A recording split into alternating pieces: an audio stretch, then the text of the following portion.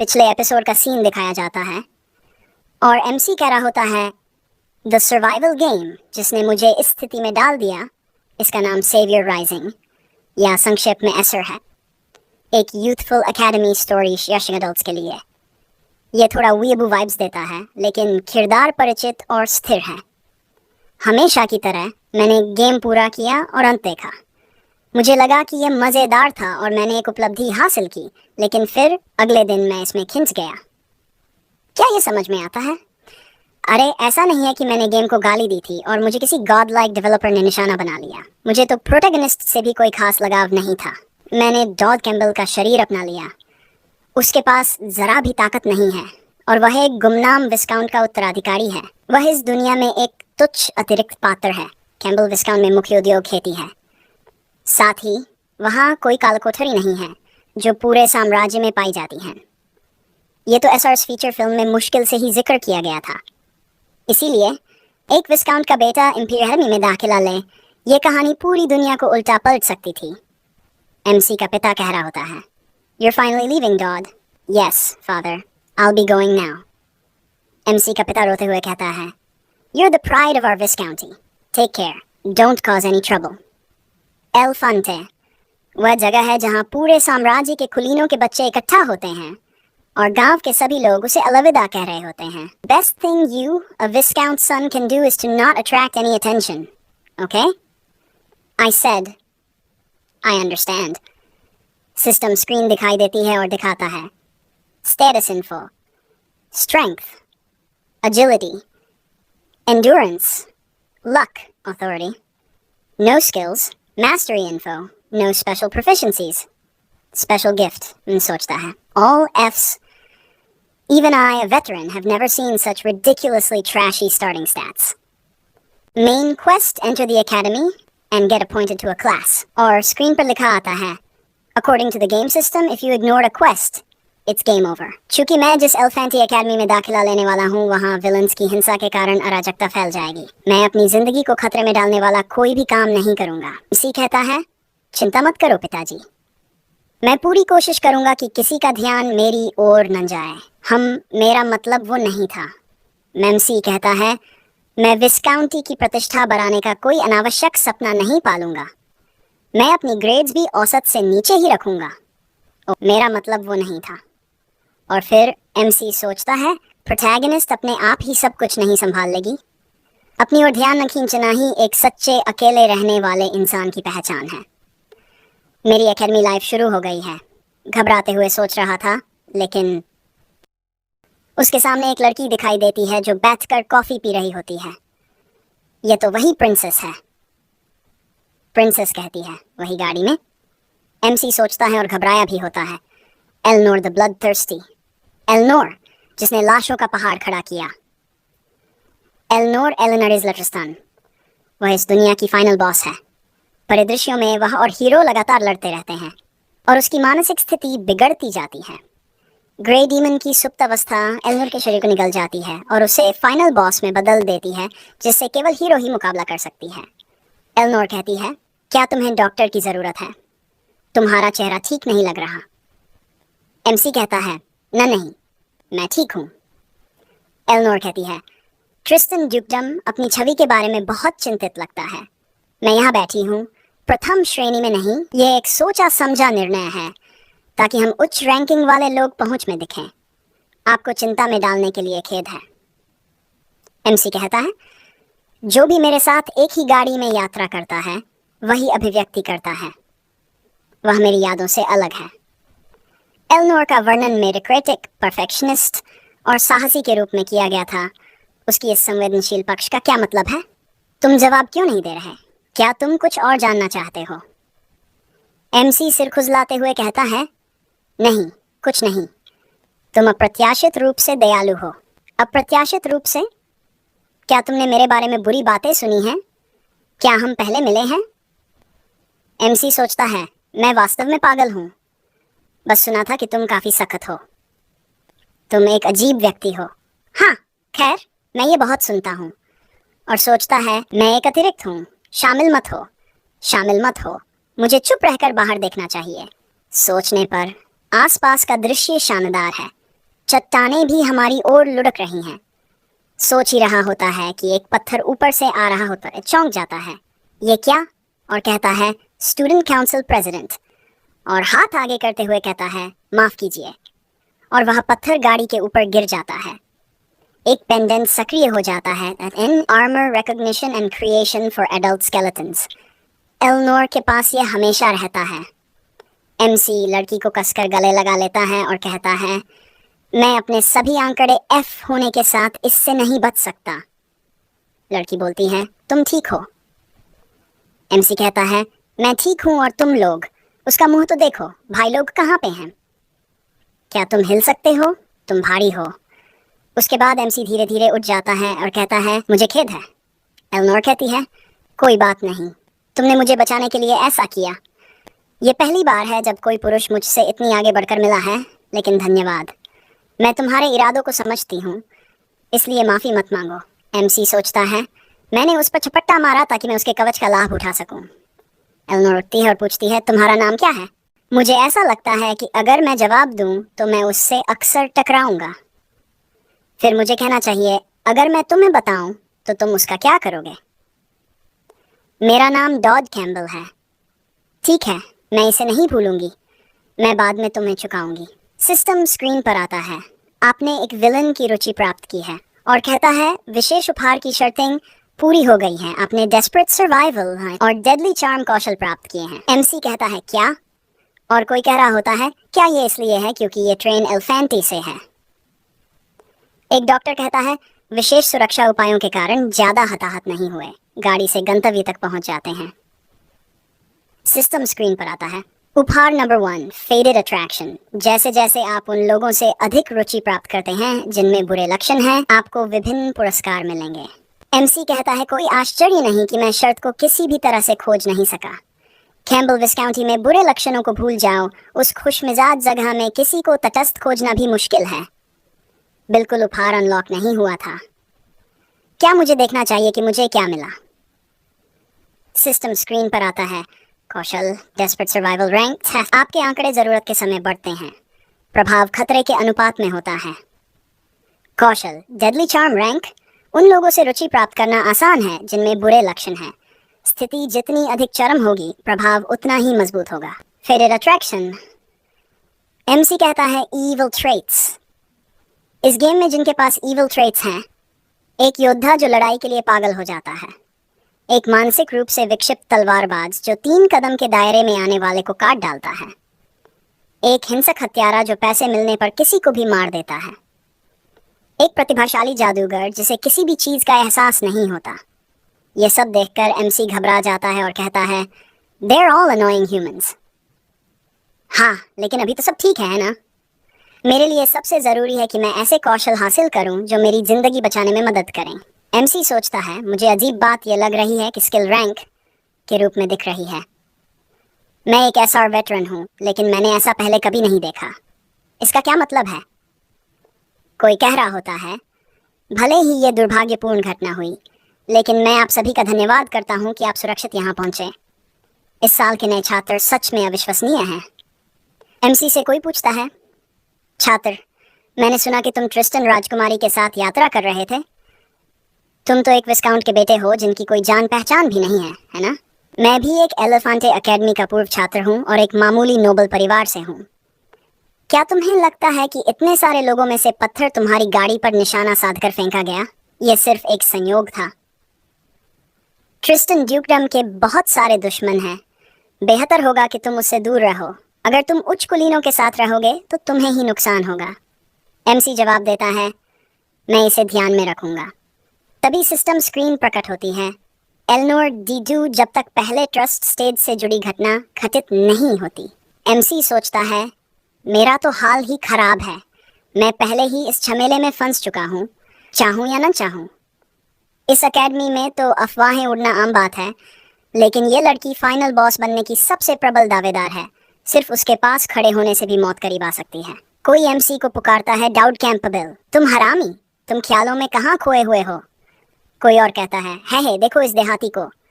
लोग कह रहे होते हैं सभी ने अपने सपने स्पैरिंग पार्टनर चुन लिए हैं, बस तुम अकेले बचे हो। सही कहा।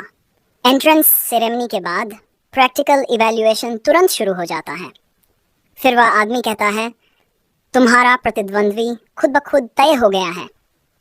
एमसी कहता है, माफ करना, मेरा मैच किससे हुआ? एमसी मन में सोचता है, अगर सभी ने पहले ही अपना प्रतिद्वंद्वी चुन लिया है तो जो अकेला बचा होगा वही सबसे ताकतवर होगा। एक लड़की एमसी के सामने खड़ी होती है और कहती है, हेलो। उसका नाम एलिया क्रिक्सानैक्स है। लड़की पूछती है, क्या तुम्हें मदद की जरूरत है? एमसी हकबकाते हुए कहता है, दुनिया की सबसे महान प्रतिभा। फिर घबराते हुए बोलता है, ठीक है, रुको। हाँ, भविष्य में यही लड़की सावियर राइजिंग की नायिका बनेगी पूरी दुनिया में, क्योंकि भविष्य में वह सेवियर बनेगी, क्योंकि वह की प्रोटैगनिस्ट है। वह पूछती है कि क्या उसे उठने में मदद चाहिए, लेकिन वह कहता है कि वह ठीक है, लेकिन फिर इसे बदलकर जरूर कर देता है। वह अभी भी विश्वास नहीं कर सकता कि वह इतनी आसानी से प्रोटैगनिस्ट से मिल रहा है और आंसू बहाने लगता है, यह सोचकर कि शायद अब वह फंस चुका है। इसके बाद दृश्य बदलता है और कोई कहता है कि काउंट क्राइटन आ गए हैं। वहाँ एक मार्किस गैलेंडर नामक व्यक्ति भी है। हम एक महिला को ये कहते हुए देखते हैं कि शायद वह अभी पागल हो गई है, क्योंकि इंटरेस्ट ड्यूल्स चल रहे हैं, लेकिन किसी कारणवश वह देर से आई है और वे सभी इस बारे में बात कर रहे हैं कि एलेनोर कहाँ है। हम देखते हैं कि वह आती है खून से लथपथ। एक लड़की एलेनोर से पूछती है कि वह कहाँ थी, क्योंकि उसे उससे बहुत कुछ पूछना है। अब भी खून से लथपथ एलेनोर उसे बताती है कि उसे कुछ चीजों का ध्यान रखना था। वह महिला गहरी सांस लेती है और कहती है कि उसे और एलेनोर को इसका समाधान निकालना होगा। कमरा खाली हो जाता है और वह पूछती है कि क्या कोई मरा है? एलेनोर कहती है, ज्यादा नहीं, बस लगभग 12, और वे सभी उसे मारने आए थे। उन्होंने ट्रेन पर एक बड़ी चट्टान गिरा दी और इसे एक दुर्घटना दिखाने की कोशिश की। उसे पता चला कि वे कौन थे और संयोग से वह पास में ही थी, तो उसने उन्हें मार डाला। वह महिला कहती है कि उसे ऐसा नहीं करना चाहिए था और उसे ऐसी चीज़ों को स्कूल पर छोड़ देना चाहिए था, लेकिन एलेनोर उसे बताती है कि यह बहुत परेशान करने वाला होगा। या फिर क्या वह चाहती है कि वह सबकी तरह हो जाए और उन लोगों को माफ करने की कोशिश करे जिन्होंने उसे मारने की कोशिश की। वह महिला कहती है कि उसे कपड़े बदलने की ज़रूरत है, क्योंकि एंट्रेंस ड्यूल्स चल रहे हैं और अगर वह अभी जाती है तो वह एलिया को देख सकेगी, 1 लाख में एक जीनियस, और वह किसी डॉड नाम के व्यक्ति से द्वंद्व कर रही है। एलेनोर पूछती है कि क्या वह डॉड कैम्बल की बात कर रही है? वह महिला कहती है हाँ, और पूछती है कि क्या वह उसे जानती है, क्योंकि वह देखने में बहुत साधारण लगता है। एलेनोर को ट्रेन की घटना याद आती है और वह मुस्कुराने लगती है, ये कहते हुए कि वह काफ़ी अजीब आदमी है। फिर डॉड की ओर लौटते हैं। वह तलवार पकड़े हुए कांप रहा है और लोग उसे चिढ़ाने लगते हैं। उसे देहाती गंवार कहते हैं। पूछते हैं कि वह कितने वार झेल पाएगा और कहते हैं कि अगर वह मरने से बच जाए तो ये बहुत होगा। बेशक उस स्टैट्स पूरी तरह बेकार हैं, तो अगर वह उसके हमले का शिकार हुआ तो वह मर ही जाएगा, लेकिन ये लड़ाई उसके पक्ष में हो सकती है, क्योंकि ये एक खतरनाक स्थिति है और उसके पास खोने के लिए कुछ भी नहीं है। अपनी हताशा भरी जिंदगी के कारण उसके स्टैट्स ज़रूरत के समय बढ़ जाते हैं और ये खतरे की तीव्रता पर निर्भर करता है। वह सोचता है कि विलेन निश्चित रूप से भीड़ में है और अगर वह मरता नहीं है तो वह कम से कम उनका ध्यान आकर्षित कर सकेगा, और इस इंफॉर्मेशन एडवांटेज और सही समय पर एक कदम बढ़ाने से शायद वह बच जाए। लेकिन अलिया थोड़ी चिंतित लगती है और उसे पुकारती है, जिससे वह चौंक जाता है। वह कहती है कि उसे उसके साथ ईमानदार होना चाहिए और फिर धीमे स्वर में बात करने लगती है। वह कहती है कि वह समझ सकती है कि वह वास्तव में बहुत कमज़ोर है और वह घबराने लगता है, लेकिन वह कहती है कि वह जानती है कि वह सही है और वह उसे बुरी तरह हराने वाली है, लेकिन इस हालत में ये बहुत ज़्यादा हो जाएगा। वह पूछता है कि वह उसे हराना ही क्यों चाहती है और वह कहती है कि वह ट्रिस्टन लड़की के साथ था और वह उससे नफरत करती है। सिर्फ उससे नहीं, बल्कि पूरे हाउस ट्रिस्टन से, क्योंकि वे पूरी तरह से राक्षस हैं। क्योंकि ये पारिवारिक ड्रामा है, लेकिन वह उसे बताता है कि वह बस उसी कमरे में था, बस इतना ही। वह कहती है कि फिर भी वह उसे उसकी याद दिलाता है और ये उसे गुस्सा दिलाता है, इसलिए वह उसे चोट पहुंचाने वाली थी। फिर वह कहती है कि वे बस एक नकली लड़ाई कर सकते हैं।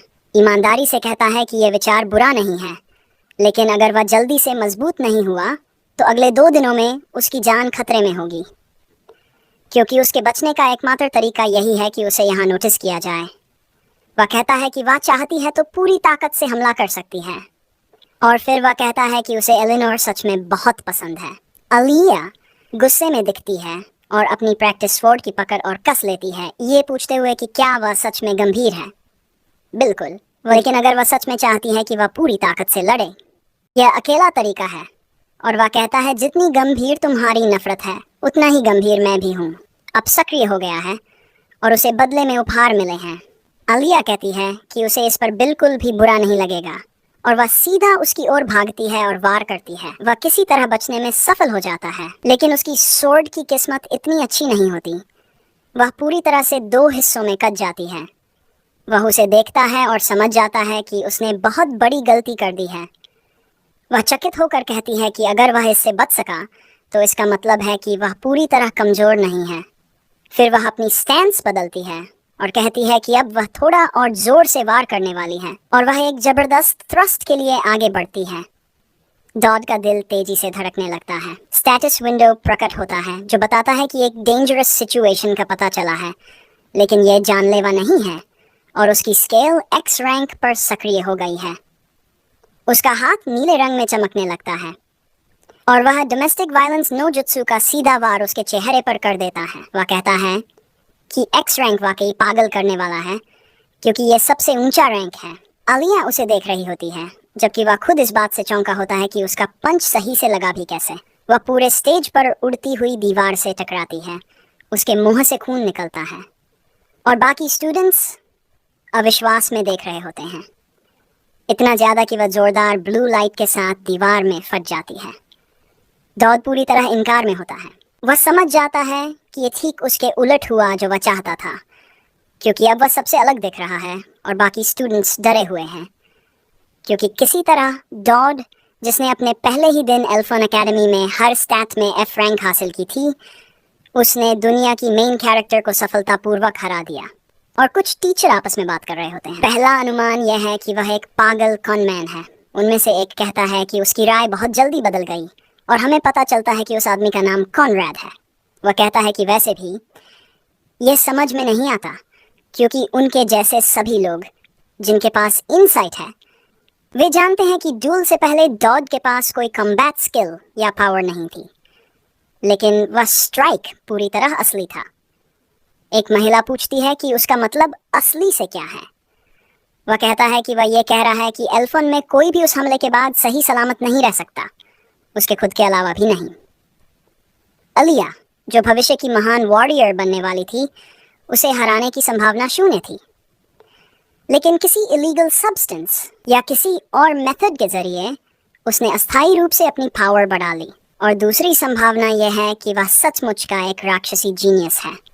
पहले वाली महिला कहती है कि उसकी जीत को वैसे ही स्वीकार करना मुश्किल है, और मार्ग्रेव किंड्रेड, जो अलिया का स्पॉन्सर है, वह इसे ऐसे ही नहीं जाने देगा। लेकिन अगर एकेडमी में इतनी पोटेंशियल वाले छात्र को नजरअंदाज किया गया तो यह बहुत बड़ा नुकसान होगा। वैसे भी जल्दी ही साफ हो जाएगा कि वह फ्रॉड है या नहीं, तो उन्हें बस देखना चाहिए कि आगे क्या होता है। कॉनराड पूछता है कि उसका मतलब क्या है। वह आगे कहती है कि इस साल एकेडमी में बहुत दिलचस्प नए एडमिशन्स हुए हैं। कुछ इतने यूनिक हैं कि उन्हें स्पेशल ट्रीटमेंट की ज़रूरत है।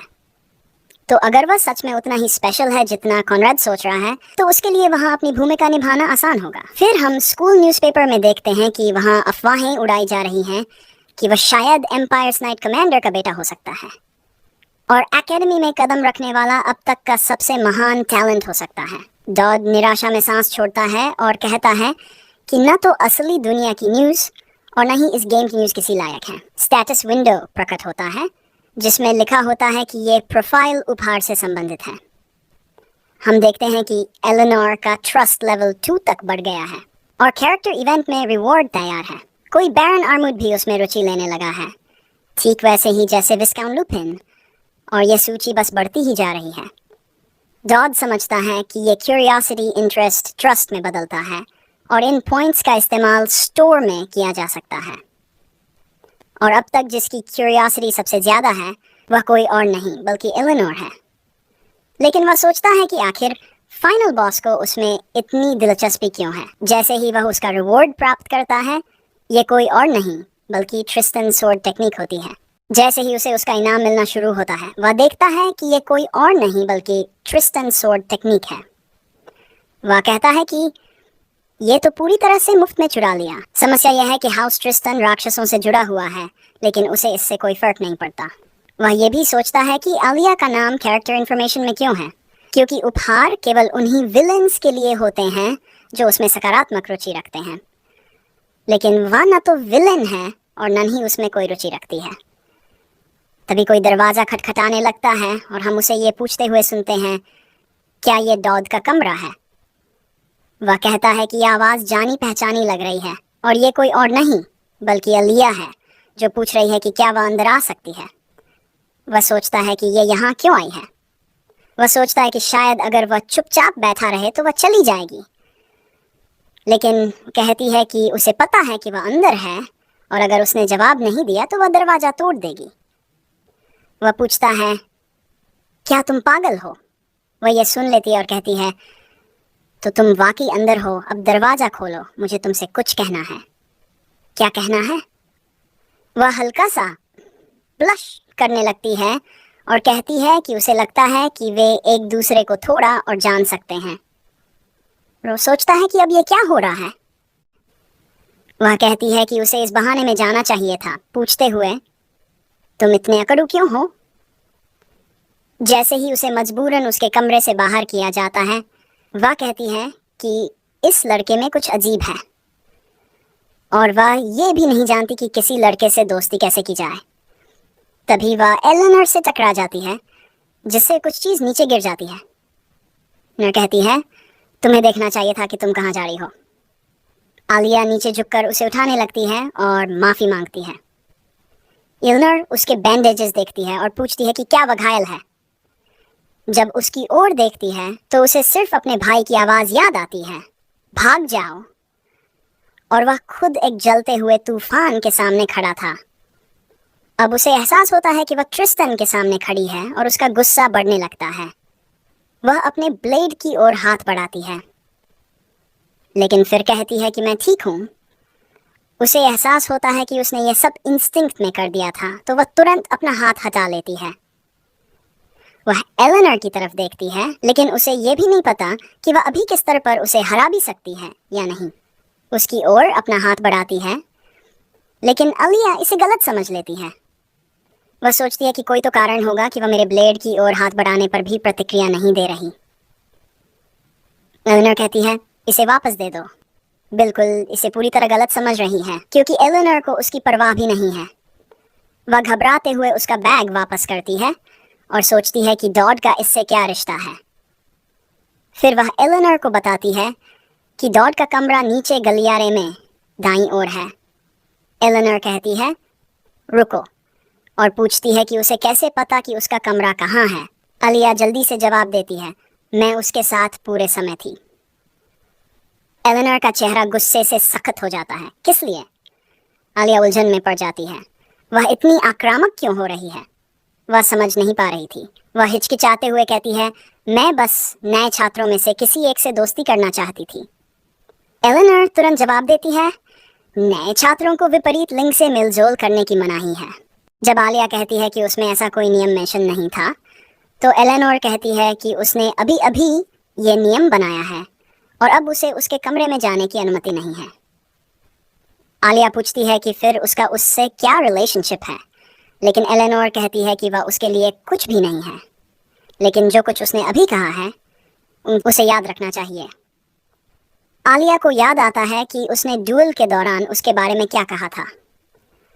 वह कहती है कि उनके बीच कुछ तो है और भले ही ये सिर्फ जानकारी के लिए हो, उसे उसके करीब जाना जारी रखना चाहिए।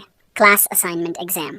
एल्फोन एकेडमी को इस तरह से डिज़ाइन किया गया है कि यह छात्र के सभी पहलुओं का बारीकी से विश्लेषण करता है और आपको एक पर एक ड्यूल के बाद समूहों में डिवाइडेड किया जाता है। वह हाईएस्ट लेवल ग्रुप में असाइन किया गया है। सभी गर्व महसूस कर रहे हैं और वह अकेला है जो चिंतित दिख रहा है। सबसे बड़ी समस्या अब भी कोई और नहीं बल्कि आलिया ही है। उसने उसे कल दूर धकेल दिया था, लेकिन अब वह उसी ग्रुप में है। जैसे जैसे हम देखते हैं कि उसकी जिज्ञासा फिर से बढ़ गई है, वह सोचता है कि उसका मसला क्या है। उस रात कुछ स्नैक्स भी डिलीवर किए गए थे। वह कहता है कि कोई उसे स्टॉक कर रहा है।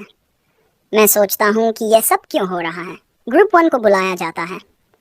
वह एक गहरी सांस लेते हुए कहता है कि यह ज़्यादा रोमांचक नहीं होना चाहिए क्योंकि मेन सिनेरियो का हिस्सा है। लेकिन जाहिर है एलेनोर वहाँ मौजूद है और वह कहता है कि कैरेक्टर इवेंट जल्द ही होने वाला है। वह कहती है कि सभी से मिलकर अच्छा लगा और वह इस एग्ज़ाम की चार्ज में है। दाऊद कहता है कि यह संयोग नहीं हो सकता और भले ही इवेंट आज ही होने वाला था, वही उनकी चार्ज बनी हुई है। अगर इस एग्ज़ाम के दौरान कुछ न हुआ तो ये अजीब होगा।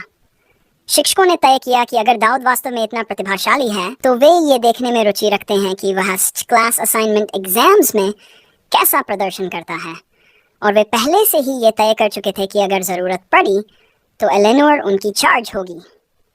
वह सभी छात्रों से कहती है कि अब एग्ज़ाम के लिए क्षेत्र में जाने का समय है और वहाँ पहुँचने के बाद ही सवाल लेगी। जैसे ही वे एक गलियारे से नीचे जा रहे होते हैं, छात्रों में से एक कहता है कि उन्होंने इसमें काफ़ी मेहनत की होगी। हमें उससे मिलवाया जाता है। उसका नाम लुका है। जैसे ही वे आगे बढ़ते हैं, वे कहना शुरू करते हैं कि ये जगह वास्तव में बहुत अच्छी है, लेकिन किसी कारणवश अचानक लाइट चली गई। जैसे ही वे चलते रहते हैं, आलिया कहती है कि चूंकि उसने कहा था कि वह यहाँ पहुँचने के बाद सवाल लेगी, तो वह सोचती है कि क्या यह टेस्ट का हिस्सा है। लेकिन दाऊद इसका जवाब दे सकता है क्योंकि प्रवेश द्वार सील हो चुका है और बिजली चली गई है और एलिनोर इवेंट सक्रिय हो चुका है, जिससे उसे एहसास होता है कि ये टेस्ट नहीं बल्कि एक जाल है। उसकी मिशन अब हथियारों से बचना और उसकी रक्षा करना है। वह कुछ छात्रों की ओर देखना शुरू करता है और कहता है कि अब जब वह ध्यान से देखता है तो ये लोग मेन कैरेक्टर्स पार्टी के सदस्य हैं, और अगर उसे ये सिनेरियो सही से याद है तो यही वह जगह है जहां वे सभी पहली बार मिलते हैं। तो इस कमरे में मौजूद सभी लोग कहानी के लिए काफ़ी महत्वपूर्ण हैं। वह कहता है कि उसे लगता है कि सेंट्रल हॉल सबसे उचित जगह है जाने के लिए। वे सभी इस बात से हैरान हैं कि यहाँ एक नक्शा भी मौजूद है। वह आगे कहता है कि सेंट्रल हॉल में निश्चित रूप से उपकरण और बचाव सामग्री होनी चाहिए। चूँकि ये एक बहुत बड़ा क्षेत्र है, ये किसी घातक हमले से बचने के लिए ज़्यादा आसान होगा बजाय यहाँ इन संकरे कमरों में रुकने के। अन्य छात्र पूछते हैं कि उसका एम्बुश से क्या मतलब है, लेकिन दाऊद कहता है कि निश्चित रूप से एलेनोर और आलिया ने भी इसे महसूस किया कि वे यहाँ अकेले नहीं हैं और वह कहीं और जाएगा। आलिया पूछती है क्यों, और वह कहता है कि क्योंकि ये ज़रूरी है। वह फिर से पूछती है क्यों, ये कहते हुए कि ये तो पूरी तरह से सेंट्रल हॉल से दूर है। वह उसे बताता है कि वह ही नहीं कह सकता, लेकिन यह महत्वपूर्ण है, इसलिए वह बाद में समझाएगा। ऐसा नहीं है कि वह उनसे झूठ बोल रहा है, क्योंकि यह वास्तव में महत्वपूर्ण है, क्योंकि अपनी जान बचाने से ज़्यादा ज़रूरी कुछ भी नहीं है। जैसे ही वह हॉल में आगे बढ़ता है, वह राहत की सांस लेता है, ये कहते हुए कि यह काम कर गया। शायद आलिया को रोकने से उसके शब्दों के पीछे ज़्यादा विश्वसनीयता मिलती है और उसे बस इवेंट खत्म होने तक छिपे रहना है। असैसिनेशन टारगेट तो वैसे भी एलेनोर है, इसलिए उन्हें उस पर ध्यान नहीं देना चाहिए, तो वह बस किसी शांत कोने में जाकर समय बिताएगा। तभी वह सुनता है कि कोई उसे पुकार रहा है, और जब वह मुड़ता है तो एक आदमी कहता है कि वह पावर इश्यू ठीक करने आया है। पूछता है कि क्या वह उसे गाइड कर सकता है, क्योंकि उसकी अंधेरे में देखने की क्षमता अच्छी नहीं है। तभी स्टेटस विंडो प्रकट होती है, ये बताते हुए कि एक खतरनाक स्थिति उत्पन्न हो रही है। फिर एक औरत आलिया को पुकारती है, पूछती है कि क्या उसे लगता है कि दाऊद अकेले ठीक रहेगा, ये कहते हुए कि कुछ हो सकता है।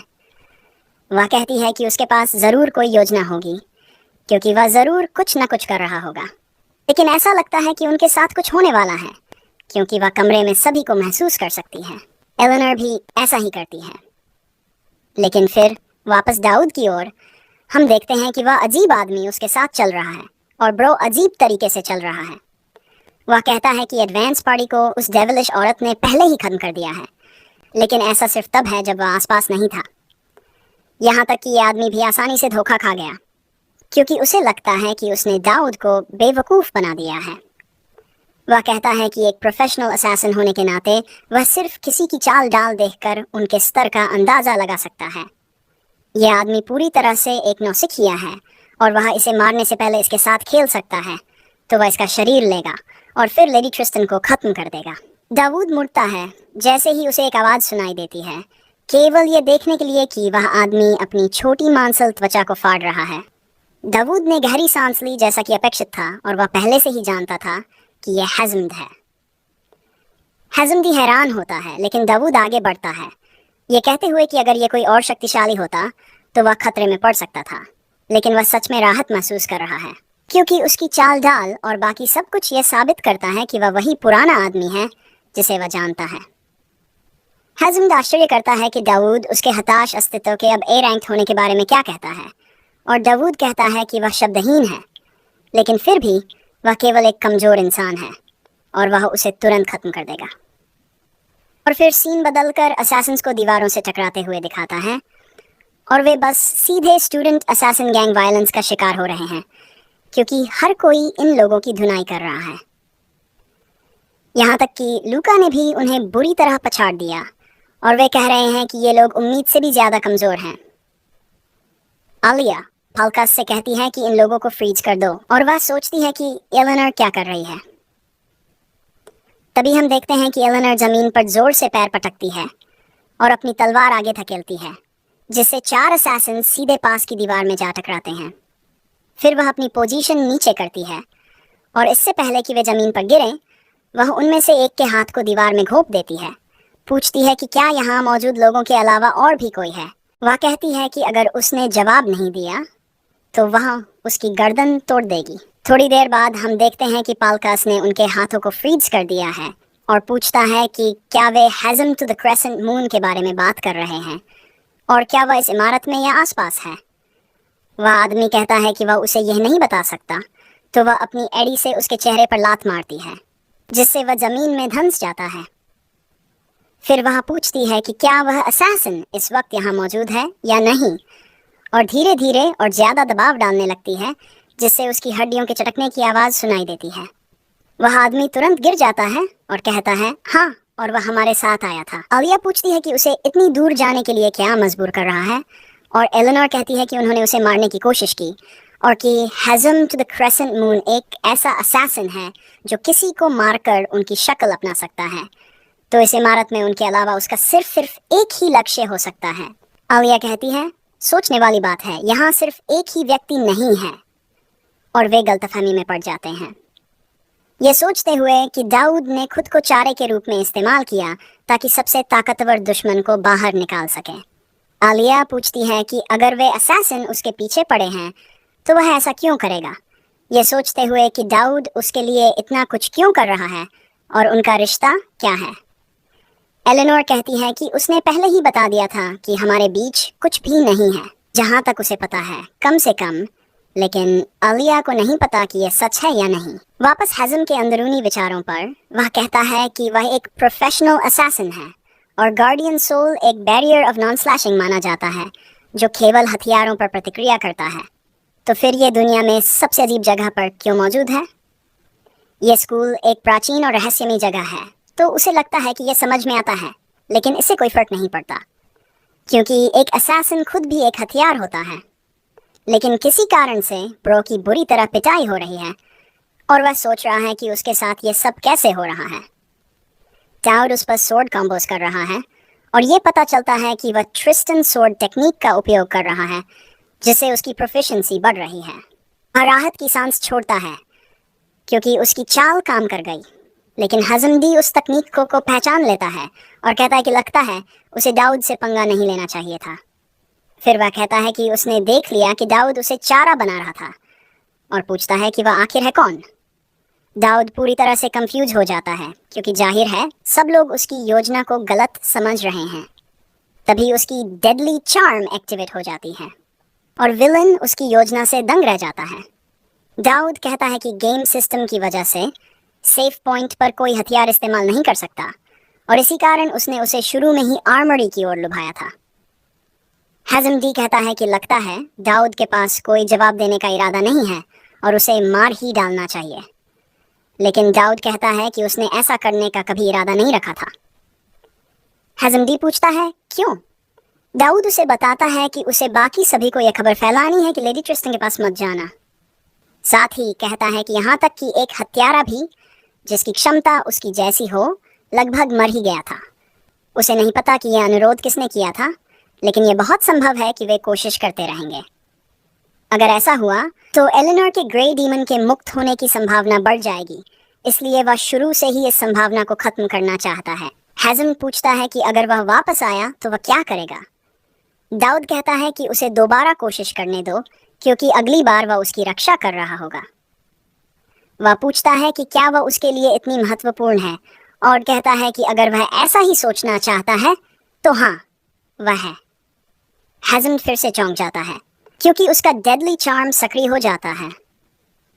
ऐसा लगता है कि विलेन की फेवरेबिलिटी पूरी तरह से बढ़ रही है, क्योंकि एलिनोर उसके पीछे खड़ी पूरी तरह से आश्चर्य में डूबी हुई है। जब उसे फेवरेबिलिटी संदेश बार बार मिलने लगते हैं तो दाऊद हैरान होकर मुड़ता है, केवल ये देखने के लिए कि वह धीरे धीरे उसकी ओर बढ़ रही है। हम उस महिला की आवाज़ सुनते हैं जो पहले एलिनोर से शिकायत कर रही थी। वह कह रही है कि यह पूरी तरह से गड़बड़ है। वह समझ सकती है कि चांसलर गुस्से में है, लेकिन तुरंत ऑर्गेनाइजर को ट्रैक करना बहुत ज़्यादा है। उसके पास पहले से ही काम का पहाड़ है। एकेडमी आंतरिक रूप से पूरी तरह से अस्त व्यस्त है। यह लगभग निश्चित है कि एक जासूस मौजूद है, क्योंकि हत्या का मार्ग और समय दोनों सटीक थे। वह एलिनोर से कहती है कि उसे पता है कि उसके खिलाफ राजनीतिक चालें आम हैं, लेकिन ये देखते हुए कि यह अब दूसरा हत्या का प्रयास है, वे अविश्वसनीय रूप से दृढ़ निश्चयी होने चाहिए। एलिनोर कहती है कि वह सोच रही है। लड़की आगे कहती है कि यह घटना थोड़ी अलग लग रही है। जिसने भी इसे अंजाम दिया है, उसने ये बहुत स्पष्ट कर दिया है कि वे फिर से कार्रवाई करेंगे। उसके साथ जो लोग थे वे सभी सम्मानित किए गए। इसके बावजूद उनमें से हर एक को बिना किसी हताहत के काबू में कर लिया गया। समस्या दाऊद है। वह अकेला व्यक्ति है जिसके पास प्रशंसा का कोई रिकॉर्ड नहीं है, और ऐसा कोई कारण नहीं है कि उसके पास न हो, और वह नहीं समझ पा रही कि ऐसा क्यों है। ऐसा लगभग लग रहा है जैसे वह जानबूझकर एकेडमिक टीम की नज़रों से दूर रहने की कोशिश कर रहा है। एलिनोर एक बार फिर कहती है कि वह सोच रही है। लड़की कहती है कि अगर वह ये फिर से कहेगी तो वह उसके सिर पर मारने वाली है। एलिनोर उसे आगे बढ़ने के लिए भी कहती है। लड़की उस पर स्याही की बोतल फेंकती है और पूछती है कि आखिर उसकी समस्या क्या है। इसलिए वह इसे पकड़ लेती है और पूछती है कि उसका क्या मतलब है। लड़की कहती है कि वह पूरे दिन खोई हुई लग रही है। पूछती है कि वह ध्यान क्यों नहीं लगा पा रही, और उसे नहीं पता कि यह क्या है, लेकिन अगर वह उसे नहीं बताएगी तो वह उसकी मदद नहीं कर पाएगी। एलिनोर कहती है कि उसे ऐसा लग रहा है जैसे वह बहुत सी चीज़ों में रुचि लेने लगी है। लड़की आश्चर्यचकित होकर पूछती है कि उसने अभी क्या कहा, तो एलिनोर इसे दोहराती है। फिर लड़की पूछती है कि कौन। वह कहती है कि उसने अभी उसका नाम लिया था। वह पूछती है कि क्या उसका मतलब दाऊद से है, और दोनों वहीं बैठकर अजीब चुप्पी साझा करती हैं। वह कहती है कि ऐसा कोई तरीका नहीं है कि उसे ऐसे किसी कंट्री बम्पकिन में दिलचस्पी हो, लेकिन एलिनोर कहती है कि उसने ऐसा कभी कहा भी नहीं। लड़की उसे चिढ़ाने लगती है, ये कहते हुए कि उसे नहीं पता कि उसने ऐसा क्या किया जिससे वह उसकी नज़रों में आ गया, लेकिन यह सोचने के लिए कि उसके पिता क्या कहेंगे अगर उन्हें यह पता चले। वह कहती है कि वे निश्चित रूप से नाराज होंगे, और ये कि ऐसा नहीं है कि उसे वह पसंद है, लेकिन जाहिर है लड़की देख सकती है कि उसे पसंद है। लड़की गहरी सांस लेते हुए पूछती है कि उसने ये कैसे किया।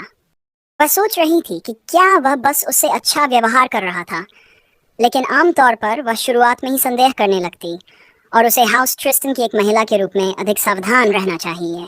एलिनोर कहती है कि यह सच है, लेकिन उसे बस उसकी परीक्षा लेनी होगी, और अगर वह उसे ध्यान से देखेगी तो सब ठीक रहेगा। महिला पूछती है कि उसका क्या मतलब है, और तभी दृष्टि दाऊद पर कट जाता है जब वह एक कागज पढ़ रहा होता है जिस पर लिखा होता है कि दुर्भाग्यवश दाऊद की क्लास निर्धारित नहीं की जा सकी है, और एकेडमिक टीम वर्तमान में इष्टतम परिणाम प्राप्त करने की प्रक्रिया में है, और वह भविष्य में अच्छी खबर की उम्मीद कर सकता है। दाऊद कहता है कि वह किसी भी चीज़ की उम्मीद नहीं करना चाहता। उन्हें बस उसे किसी भी रैंडम क्लास में डाल देना चाहिए और उसे भूल जाना चाहिए। हालांकि अगर वे नियमों के अनुसार चलते हैं तो उसे आलिया की पार्टी जैसी स्पेशल क्लास में रखा जाना चाहिए, और वह सोचता है कि अब उसे बाहर क्यों रखा जा रहा है। फिर स्टेटस विंडो उसे बताती है कि पहला मेन क्वेस्ट पूरा हो चुका है और नई जानकारी अपडेट कर दी गई है। उनका मेन क्वेस्ट ये घटना सुलझाना है जो फ्रेशमैन रिसेप्शन सेरेमनी के दौरान होगी, और इसका इनाम है एक्सक्लूसिव इक्विपमेंट मटेरियल। दाऊद समझाता है कि फ्रेशमैन रिसेप्शन सेरेमनी वह जगह है जहां प्रोटैगनिस्ट की क्लास तय होती है, आर्चर, वॉरियर, मेज आदि, उनकी क्लास स्पेशलाइजेशन इस बात पर निर्भर करेगी कि उनका फोकस क्या है। जैसे आलिया तलवार का इस्तेमाल करती है, वह भी स्ट्रेंथ फोकस्ड बिल्ड का उपयोग करेगा, इसलिए उसे ऐसा एक्सक्लूसिव इक्विपमेंट मटेरियल मिलेगा जो उससे मेल खाएगा। लेकिन यहाँ अब एक ही समस्या है, एलेनर भी इसमें भाग लेने वाली है, जिसकी ट्रस्ट लेवल बढ़कर लेवल 5 हो गई है। लेकिन आलिया भी वहाँ होगी और वह इसको लेकर तनाव में आ जाता है, ये कहते हुए कि बहुत ज़्यादा होने वाला है और निश्चित रूप से कुछ न कुछ फिर से होगा।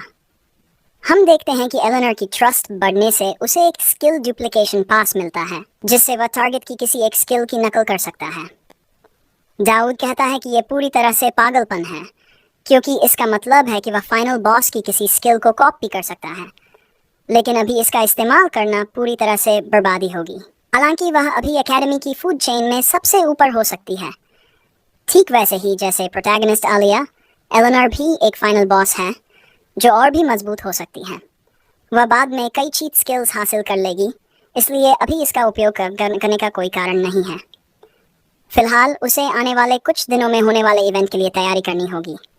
सौभाग्य से उसे एक ऐसी चीज के बारे में पता है जो उसकी सर्वाइवल में मदद करेगी। जैसे ही हम उसे रात में चलते हुए देखते हैं, वह पुराने इक्विपमेंट वेयरहाउस तक पहुंच जाता है, और शायद ये अब तक का सबसे बेहतरीन भेष है। वह कहता है कि पॉइंट स्टोर का उपयोग कर पाना अच्छा है, क्योंकि उसने वहां से एक मास्क, जूते और एक हेस्ट पोशन खरीदा। सुरक्षा उपायों को तोड़ते हुए वह आखिरकार एसआर ट्राइहर्ट्स ट्रेजर फार्मिंग स्पॉट तक पहुंच जाता है। वह दीवार पर हाथ रखता है और कूदकर उसे पार कर लेता है।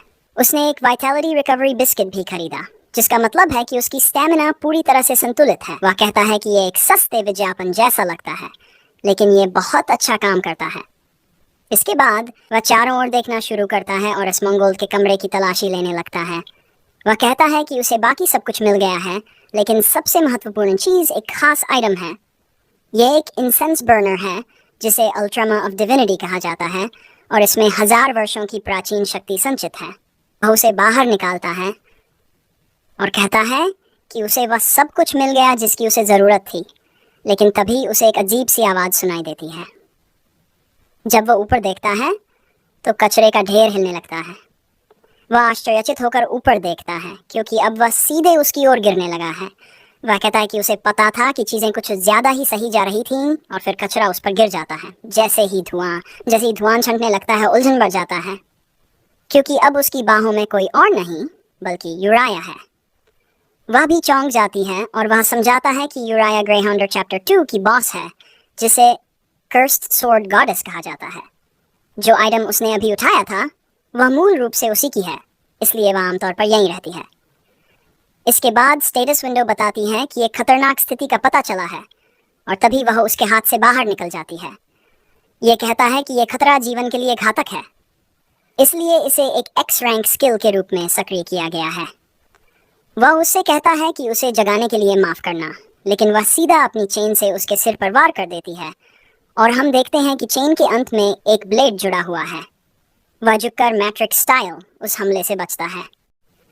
दाऊद कहता है कि पहले ये सिर्फ अलिया के साथ एक द्वंद्व था, लेकिन अब मामला अलग है। अब यूरिया सच में उसे मारने की कोशिश कर रही है, जिसका मतलब है कि यह सिर्फ एक साधारण लड़ाई नहीं, बल्कि जीवन और मृत्यु का संघर्ष है। दाऊद उसे समझाने की कोशिश करता है कि यह गलतफहमी है और उसकी कोई बुरी योजना नहीं थी। उस शोनी वह अपनी नींद में ही, और बावजूद इसके कि यह टेक्निक एक्स रैंक की है, उसका पूरा शरीर अभी बिखर चुका है। वह गहरी सांस लेती है क्योंकि वह परेशान लग रही है। उस पर अटैक जारी रखते हुए वह उससे बस सुनने के लिए कहता है। वह एक निचला स्विंग करती है जिसे वह कूदकर पार कर जाता है, लेकिन यह वही था जिसकी उसे उम्मीद थी।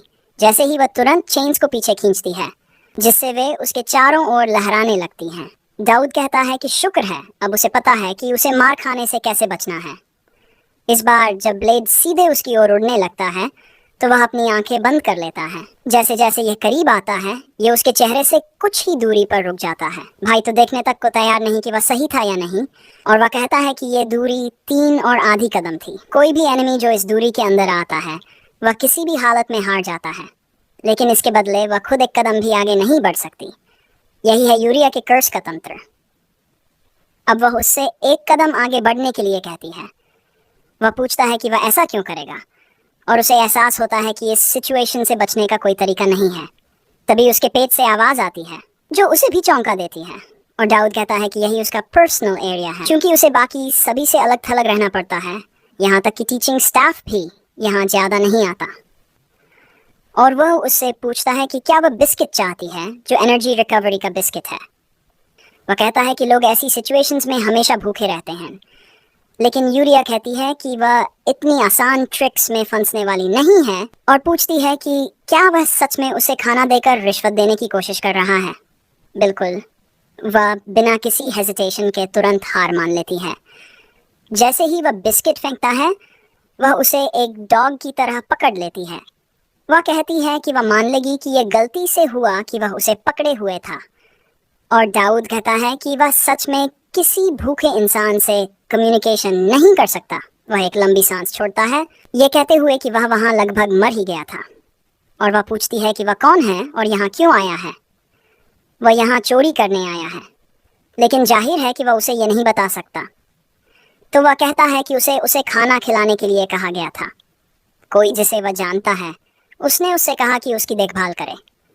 वह सोचती है कि आखिर ये कौन हो सकता है, और दाऊद सोचता है कि चीज़ों को इस तरह छोड़ देना भविष्य में फ़ायदेमंद हो सकता है, क्योंकि कोई तरीका नहीं है कि वह उसे अर्ली गेम में ऐसे मिल पाता। वह उससे कहता है कि चिंता मत करो, क्योंकि उसकी बहन होली एम्पायर में ठीक है, और एम्परर को अभी कुछ समय तक उनकी परवाह भी नहीं होगी। लेकिन ये तो तय है कि उसे फ़िलहाल लो प्रोफाइल में रहना होगा और वह वापस आएगा। यूरिया मूल रूप से होली एम्पायर से है, और वह एल्फोन में छिपने के लिए आई थी, क्योंकि होली एम्परर की वजह से उसे ऐसा करना पड़ा। यूरिया की सोर्ड एक कुख्यात ईविल आइटम है, तो उस सोर्ड की बाइंडिंग वेसल होने के कारण उसे 3 स्टेप्स के कर्स का सामना करना पड़ता है। तो शायद उसे उसके बचे हुए एकमात्र परिवार के बारे में बताना सही होगा। जब हम उसे शांति से बंद आंखों के साथ देखते हैं, दाऊद कहता है कि वह शायद बहुत कुछ सह रही है, और उसे थोड़ी सी भी उम्मीद देना उसके लिए बहुत मायने रखता होगा। इसके बाद एक महिला एकेडमी में मौजूद सभी बिल्डिंग्स के बारे में समझाती है, और वह कहती है कि फ्रेशमैन रिसेप्शन जो कुछ दिनों में होने वाला है, उसमें वे सिर्फ अपने मेजर और माइनर का उपयोग करेंगे, जैसे इंजीनियरिंग या नाइटहुड आदि। एक स्टूडेंट पूछता है कि क्या ट्राइबल एसोसिएशन के सब्जेक्ट्स होली एम्पायर के सब्जेक्ट से मेल खाते हैं। वह जवाब देती है कि हाँ, वे एक जैसी चीज़ें सिखाते हैं, तो ट्रांसफ़र के बारे में सोचने की ज़रूरत नहीं है। दाऊद कहता है कि ये ट्यूटोरियल इवेंट है जहाँ उन्हें दुनिया के बारे में और जानकारी मिलती है, लेकिन वह इसे स्किप नहीं कर सकता, क्योंकि अब तक जो मेहनत उसने की है वह बेकार हो जाएगी।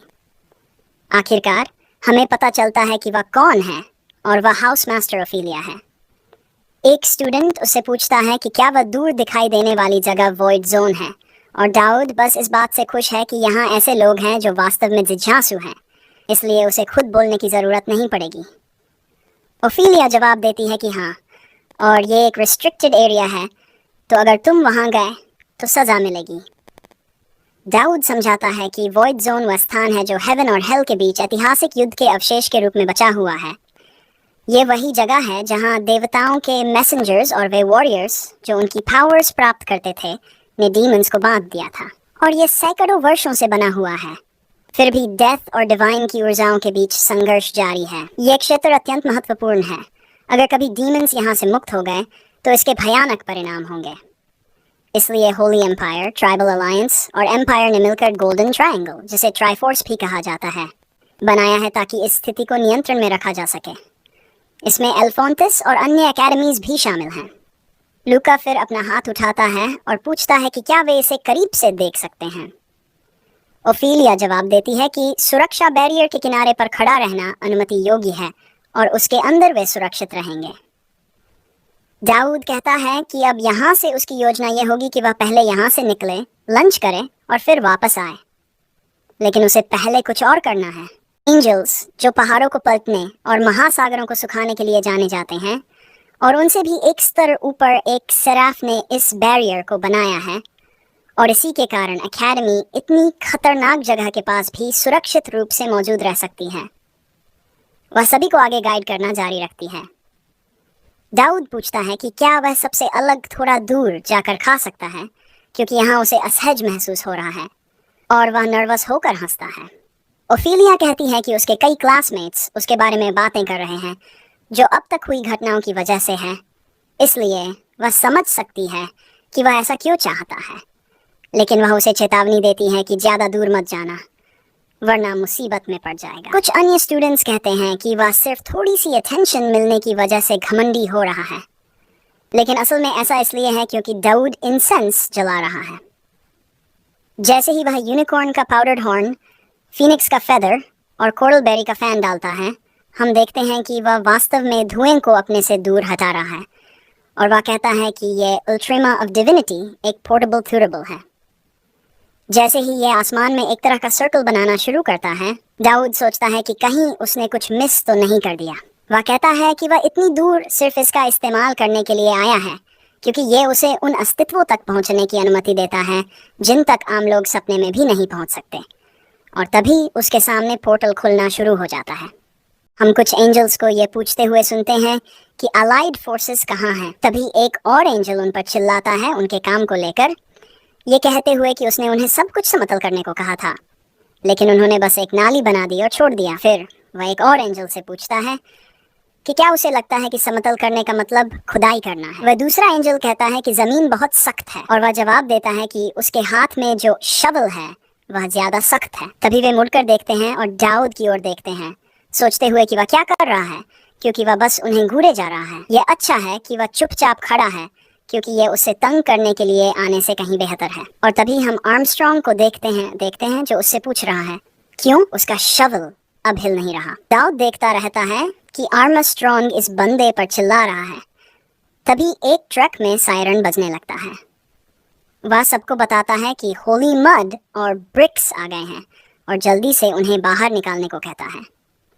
लेकिन एंजल्स मिलिट्री ट्रक्स का इस्तेमाल क्यों कर रहे हैं?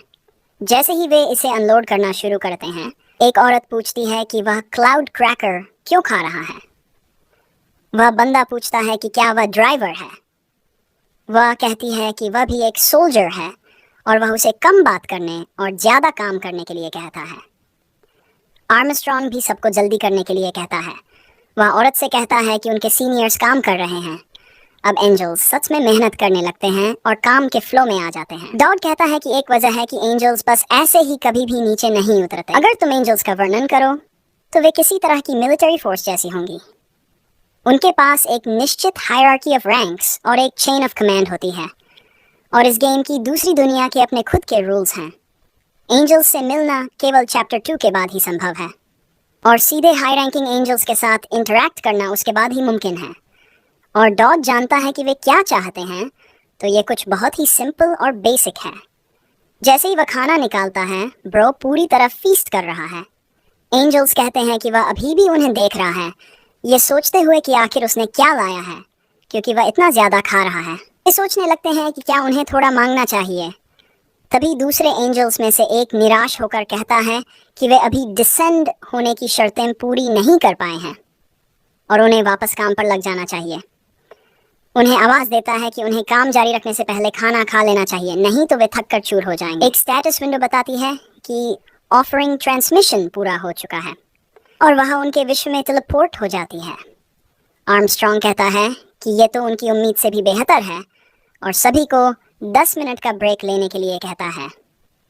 वे सभी खाने को देखने लगते हैं, और डॉड कहता है कि दूसरे विश्व का नियम भौतिक दुनिया के नियम से अलग है, तो उसके लिए एक हिस्से जितना खाना उन सभी के लिए काफ़ी है।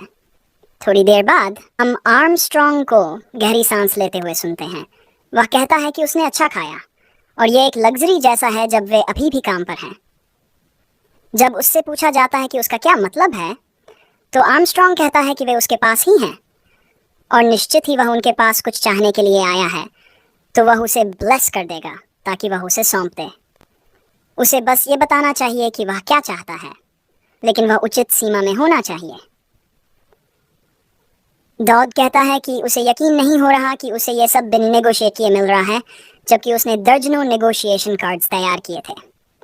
वह पूछता है कि क्या ओरिजिनल में इतना आसान रास्ता था। आर्मस्ट्रॉन्ग कहता है कि निश्चित ही उसे ये काफ़ी सस्पिशियस लग रहा होगा कि वे किसी नोबडी के साथ इतनी अच्छी तरह पेश आ रहे हैं, और वह यह समझ सकता है कि उसके पास इंसाइट है। इसका मतलब है कि वह किसी चीज़ की असली प्रकृति को समझ सकता है। वह दाऊद से कहता है कि वह देख सकता है कि वह अच्छी तरह से जानकार है, और उसके पास एक एबिलिटी है, लेकिन उसने इसे सही तरीके से विकसित नहीं किया। अगर वह इसमें भविष्य में सही तरीके से इन्वेस्ट करे तो यह उसके लिए बहुत फायदेमंद साबित होगा। सोचता है कि वह किस बारे में बात कर रहा है और पूछता है कि क्या वह उसके ट्रेट लव्ड बाय इविल की बात कर रहा है। आर्मस्ट्रॉन्ग आगे कहता है कि यह गिफ्ट उसकी सोच से कहीं ज्यादा शक्तिशाली है, लेकिन इसे कैसे उपयोग किया जाए ये पूरी तरह उसी पर निर्भर है। इसी कारण वह एक निर्दयी फिर भी दिलचस्प और चालाक फ्रेंडली मॉन्स्टर के जाल में फंस गया है। दाऊद कहता है कि उसे पहले से ही अंदाजा था कि ऐसा होगा। अब उसे थर्बल को सुरक्षित करना है, अपने लिए उपलब्ध फिगर को पूरी तरह समझना है और सर्वाइवल के लिए सबसे अच्छा और प्रभावी रास्ता खोजना है। आर्मस्ट्रॉन्ग फिर से एक यंग रूप धारण कर लेता है और उसके सिर पर घने बाल आ जाते हैं। वह कहता है कि एक नॉर्मल इंसान उसे देखते ही डर जाता, लेकिन दाऊद पूरी तरह शांत है और वह उसमें एक महान व्यक्ति बनने की क्षमता देख रहा है। इसके इमीडिएटली बाद वह फिर से बोल्ड हो जाता है और दाढ़ी उगा लेता है। वह कहता है कि उसका ब्लेसिंग पूरा हो गया है और दाऊद उसका धन्यवाद करता है। दाऊद सोचता है कि उसने क्रूअल येट फ्रेंडली से वास्तव में क्या मतलब निकाला और वह उसे महान व्यक्ति क्यों मानता है। वह कहता है कि वह उसे ज़रूरत से ज़्यादा आंक रहा है। आर्मस्ट्रॉन्ग उसे खुद पर विश्वास करने को कहता है। कम से कम वह उसे स्वीकार करता है। पोर्टल बंद हो जाता है और दाऊद कहता है कि वह सिर्फ इसलिए मेहनत कर रहा है क्योंकि वह मरना नहीं चाहता, लेकिन यह अभी एंजल्स वार्निंग है, तो उसे इसके बारे में सावधानी से सोचना होगा। हम अल्ड्रामा ऑफ डिविनिटी को C+ रेटिंग के साथ देखते हैं, जिसमें दूसरे विश्वों के डिवाइन बीइंग्स की एक विशेष शक्ति समाहित होती है और इसमें 2 स्किल्स शामिल हैं। पहली स्किल है एसेटिसिज्म, जो थोड़ी मात्रा में माना का उपयोग करके सभी स्टैट्स को कॉन्स्टिट्यूशन में बदल देती है। दूसरी स्किल है प्रोटेक्टिव शील्ड, जो थोड़ी मात्रा में माना खर्च करके एक बार के लिए सुरक्षा प्रदान करने वाली बैरियर बनाती है और कॉन्स्टिट्यूशन इफेक्ट देता है। दाऊद कहता है कि एंजल ने उसे काफी उपयोगी ब्लेसिंग्स दी हैं। कॉन्स्टिट्यूशन स्टैट का संबंध स्वास्थ्य से है, इसलिए इसका सीधा असर सर्वाइवेबिलिटी पर पड़ता है और चूंकि उसकी डेस्परेट सर्वाइवल उसकी स्टैट्स को बढ़ा सकती है, ये उसके लिए और भी ज्यादा फायदेमंद है। निश्चित ही वह इसका बहुत अच्छा उपयोग करेगा। सबसे महत्वपूर्ण हिस्सा इवोल्यूशन है। इस दुनिया में जो चीजें विकसित हो सकती हैं, वे स्वाभाविक रूप से अपने परफॉर्मेंस में सुधार कर सकती हैं। इतना कुछ इतनी जल्दी मिल जाना अपने आप में लोकी काफी क्रैक्ड है। समस्या यह है कि उसे थोड़ी मात्रा में मैना खर्च करनी होगी और किसी ऐसे व्यक्ति के लिए जिसके पास एक भी संबंधित ट्रेट नहीं है, यह बस एक पाइप ड्रीम जैसा है। अगर वह मैना का उपयोग भी नहीं कर सकता तो उसे अधिक अस्थायी उपायों का सहारा लेना होगा और इसी कारण वह यहाँ तक आया है। जैसे ही डूड काउंटर के पीछे से पूछता है कि क्या ध्यान न देना उसकी स्पेशलिटी में आता है, डॉडे कहता है कि उसने सब कुछ सुना और वह कह चुका था कि उन्हें टीम्स ऑफ 2 बनानी। पूछता है कि क्या उसे समझ में आया कि टीम ऑफ 2 का मतलब क्या है और उसका पार्टनर कहाँ। दाऊद कहता है कि वह जल्द ही यहाँ होगी। हंसता है और पूछता है कि उसके जैसे किसी के लिए कौन आएगा। उसे बताता है कि वह झूठ नहीं बोल रहा और ये जगह बहुत जल्द भीड़ से भरने वाली है। पूछता है कि वह किस बारे में बात कर रहा है और दाऊद अपनी घड़ी की ओर देखते हुए कहता है कि उसकी पार्टनर काफी पॉपुलर है और कहानी के अनुसार उसे जल्द ही यहाँ होना चाहिए। हम अलिया को ये पूछते हुए देखते हैं कि क्या ये मॉन्स्टर रिसर्च डिपार्टमेंट है। दाऊद उसकी ओर हाथ हिलाता है और वह सोचता है कि सच तो यह है कि वह शुरू में उससे जुड़ना नहीं चाहता था, लेकिन उसने अपना मन बदल लिया, खासकर उस ओल्ड एंजल की सलाह सुनने के बाद। वह पूछता है कि क्या जो उसने पहले एक दूसरे को जानने के बारे में कहा था वह अभी भी उसके लिए ठीक है। वह अपना सिर खुजाती है, ये सोचते हुए कि वह ऐसा क्यों करना चाहता है, और फिर उसे एलेनर के साथ हुई सारी घटनाएं याद आ जाती हैं। वह फिर से स्थिति को गलत समझने लगती है और कहती है कि वह वाकई इनक्रेडिबल है और अब तक जो भी कोशिशें उसने की हैं वे काम नहीं आई, तो वह इसलिए अब वह उसे जलाने की कोशिश कर रहा है। वह सोचता है कि वह कितनी भ्रमित है। फिर सीन सीधे अकादमी के मॉक डंगन पर शिफ्ट हो जाता है। जैसे ही यह पूछती है कि दाऊद को यकीन है, वह जवाब देता है कि उस पर भरोसा रखो क्योंकि उसने सोचा था कि वह उससे दोस्ती करना चाहती है। वह पूछता है कि क्या उसे याद है जब उन्होंने पहली बार मुलाकात की थी, तब उसने उसे पीटने की कोशिश की थी। अलिया जवाब देती है कि हाँ बिल्कुल याद है, क्योंकि उसी को हार मिली थी। क्यों दाऊद कहता है कि अगर वह सच में दोस्त बनना चाहती है तो उसे वही करना होगा जो वह कहे। फिर वह बताता है कि 9 o'clock की दिशा में देखो, वहाँ कुल 3 हैं। फिर एक भेड़िया उड़ता हुआ आता है, मारने की कोशिश करता है, लेकिन तुरंत ही उसे हरा दिया जाता है क्योंकि अलिया उसकी गर्दन काट देती है। दाऊद कहता है कि अब भी 2 और बचे हैं जो छत पर हैं। फिर अचानक कुछ चमगादड़ आ जाते हैं और दाऊद बताता है कि उनकी कमजोर जगह उनकी गर्दन पर है। वह कहता है कि पंखों पर वार मत करो, बल्कि सीधे उनके शरीर पर हमला करो। आलिया लड़ाई जारी रखती है और उन पर वार करने लगती है।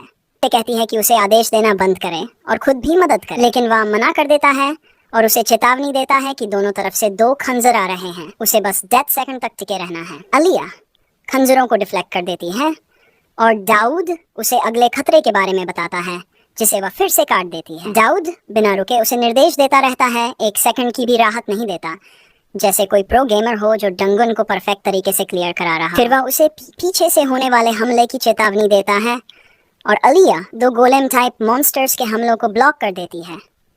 वह कहती है कि अगर दाऊद को ये सब पहले से पता था तो क्या ये बेहतर नहीं होता कि वह खुद आगे बढ़ता बजाय उसके। अगर वे साथ काम करें तो ये पूरा किया जा सकता है। बेशक दाऊद मदद करना चाहता है, लेकिन वह नहीं कर सकता क्योंकि वह एक ट्रैश कैरेक्टर है जिसके पास F रैंक स्टैट्स हैं। F रैंक स्टैट्स होने की वजह से और क्योंकि ये सिर्फ एक मॉक फाइट है जिसमें कोई असली दुश्मनी नहीं है, उसकी डेस्परेट सर्वाइवल स्किल सक्रिय नहीं होगी। ये सभी बस कृत्रिम प्राणी हैं जो पहले से तय किए गए एक्शन लेते हैं। चूंकि डेस्परेट सर्वाइवल कोई सर्वशक्तिमान स्किल नहीं है, उसे जल्द से जल्द अपने स्टैट्स बढ़ाने होंगे। आलिया उसका नाम चिल्लाते हुए दौड़ती है और दाऊद सोचने लगता है कि क्या वह कुछ ज्यादा ही कठोर हो रहा था। जैसे ही आलिया सीधा वार करती है, वह उसके पीछे मौजूद एक गोलेम का सिर काट देती है। हम देखते हैं कि उसने कभी भी को कम नहीं समझा, लेकिन वह खुद को उसकी तुलना में छोटा ही महसूस करता रहा। फिर हवा में कंफेटी उड़ने लगती है और कुछ उसकी बधाई देता है क्योंकि उसने पिछले रिकॉर्ड तोड़ दिए हैं। हैरानी से पूछती है कि यह सब क्या हो रहा है। वह तो अकेले लड़ी थी, फिर भी उसने एक रिकॉर्ड बना दिया। यह स्टेज 2 लोगों के लिए डिजाइन किया गया था, फिर भी ऐसा कैसे हुआ। कहता है कि वे बस भाग्यशाली थे और अगला क्षेत्र थोड़ा कठिन होगा, लेकिन उसे आगे बढ़ते रहना चाहिए। गुस्सा होने लगती है। फिर हम देखते हैं कि एक महिला यह सब देख रही है। वह कहती है कि वे काफी अच्छा प्रदर्शन कर रहे हैं और लगता है कि अगले साल मॉक बैटल्स के लिए ज्यादा फंड आवंटित करना पड़ेगा।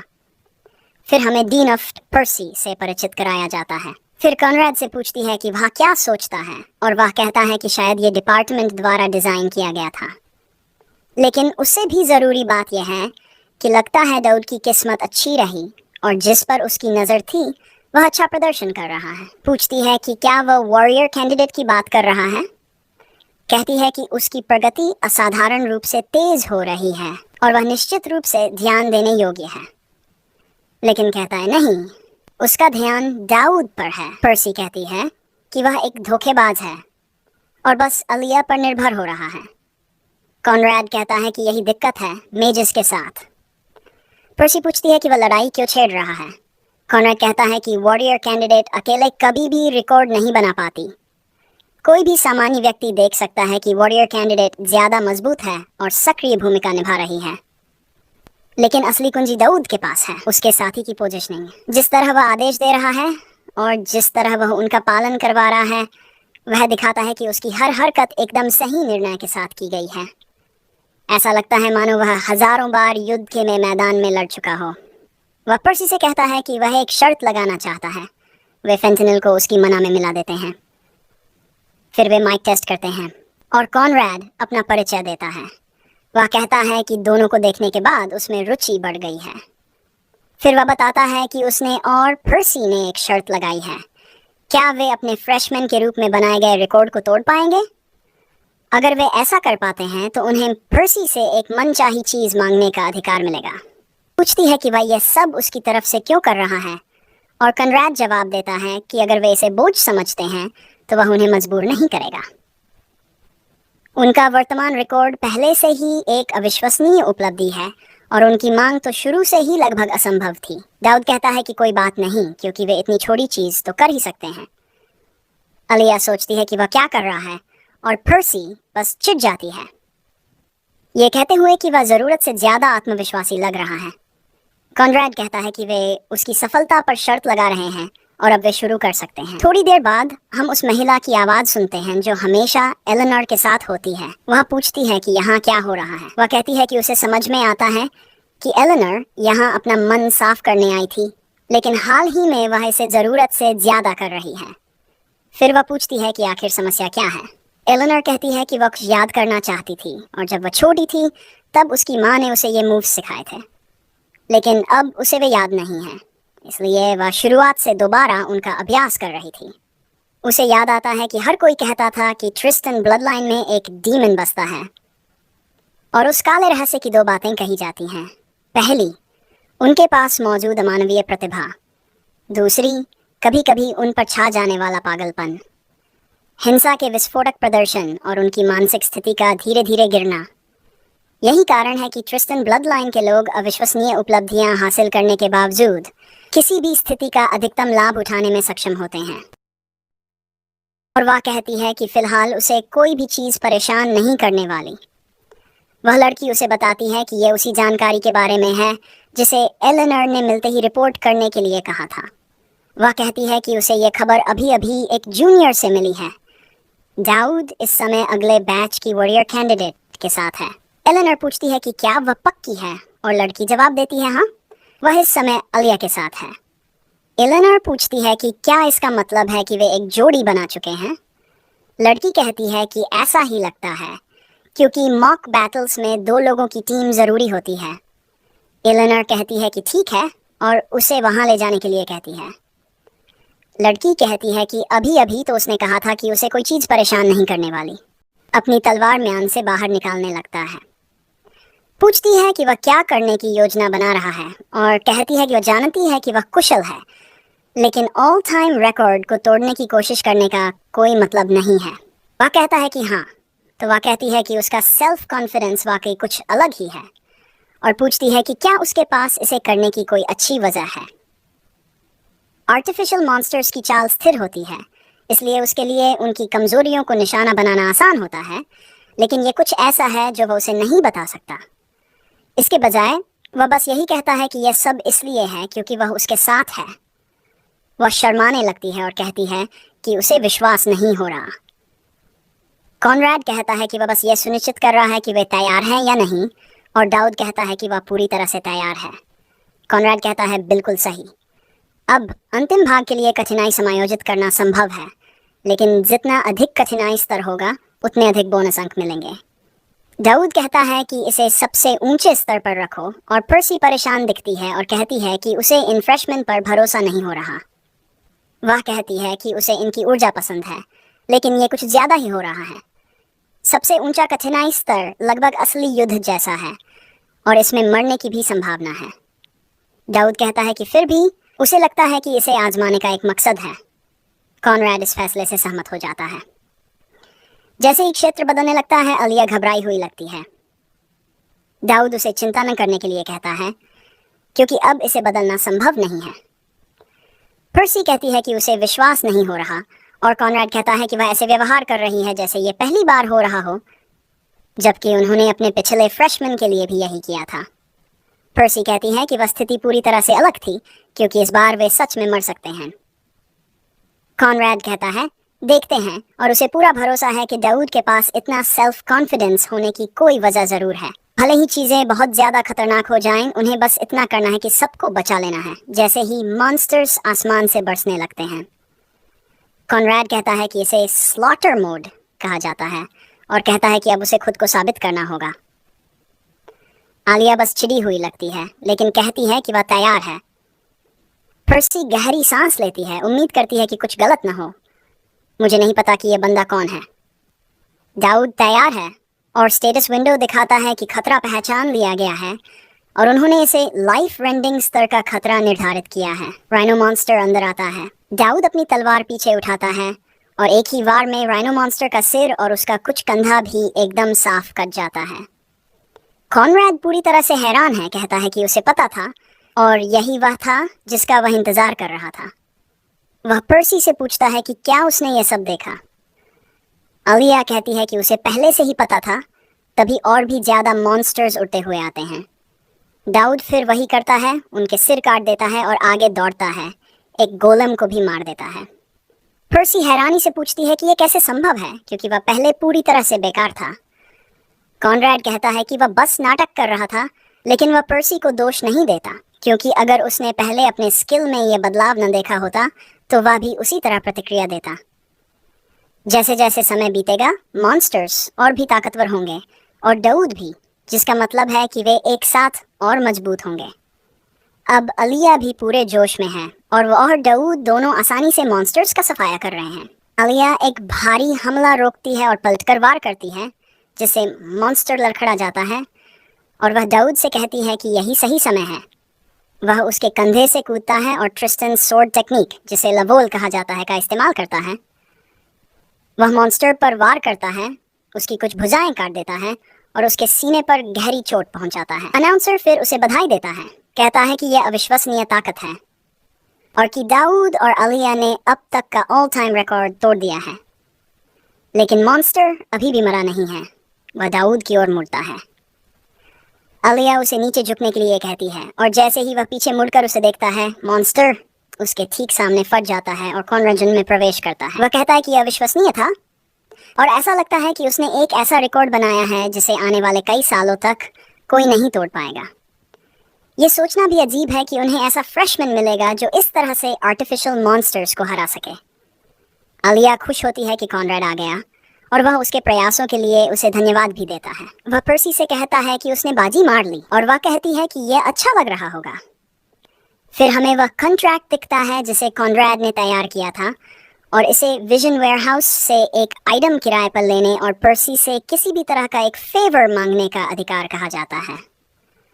अलिया कहती है कि यह तो कमाल की बात है, और दाऊद कहता है कि यह ऐसा कुछ नहीं है जो किसी भी फ्रेशमैन को आसानी से मिल सके। फिर वह कहता है कि निश्चित रूप से उनके लिए भी यही इनाम होगा।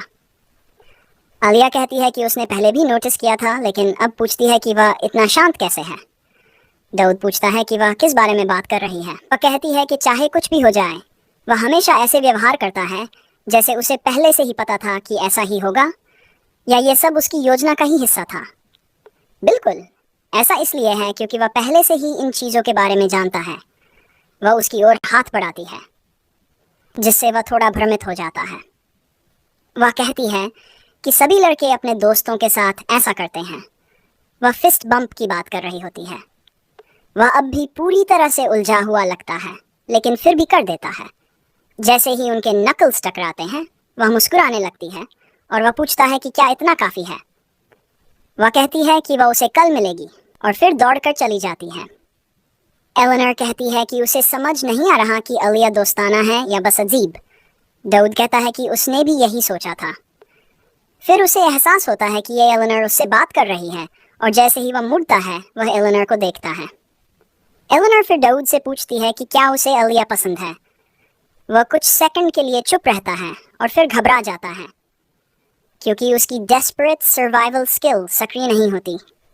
इसका मतलब है कि एलेनर उसके साथ कुछ करने की योजना नहीं बना रही। वह कहता है कि उसे लगा कि ये तो साफ ही होगा, क्योंकि वह अलिया का बॉयफ्रेंड नहीं है या कुछ और। एलेनर कहती है कि वह बस एक बार ही ये दोहराएगी, और दोबारा पूछती है कि क्या उसे अलिया पसंद है। फिर स्टेटस विंडो उसे बताती है कि खतरा पहचान लिया गया है, और उसे एहसास होता है कि उसे कुछ कहना होगा।